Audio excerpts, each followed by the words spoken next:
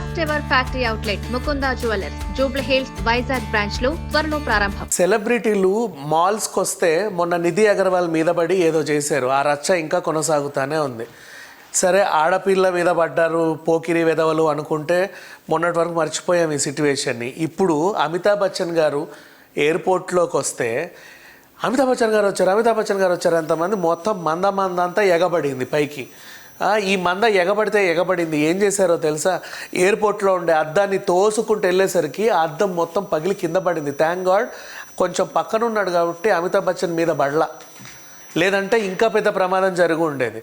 Same ఇదే ఉత్సాహం మొన్న నోవోటెల్కి వెళ్ళినప్పుడు కూడా దేవర ఫంక్షన్ ముందు అదే జరిగింది.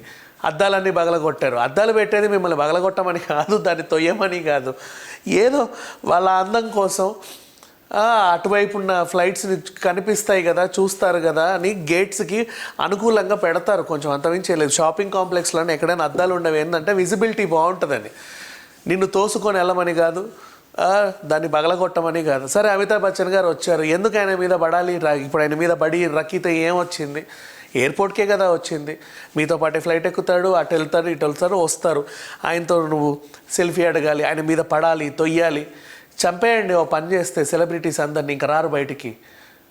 అంత అత్యుత్సాహం ఎందుకు? నాట్ ఓన్లీ అమితాబ్ బచ్చన్, ఎవరైనా సరే ఎయిర్పోర్ట్లో వదలట్లా, షాపింగ్ మాల్లో కనిపించినా వదలట్లా, ఏదైనా ప్రారంభోత్సవానికి వస్తా వదలట్లా.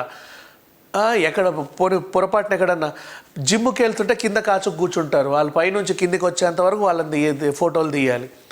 ఏదైనా సెలూన్కి వెళ్ళినా పైనుంచి కింది వరకు వాళ్ళు వచ్చేంత వరకు అక్కడ ఆగాలి, వాళ్ళ ఫోటోలను తీయాలి. అంత అవసరం ఏముంది? చూస్తూనే ఉంటాం కదా రోజు. చాట్ అంతా టీవీలో వచ్చాయి. ఇవాళ రేపు మనకి 24 ఇంచులు 32 ఇంచులు సరిపోవట్లా.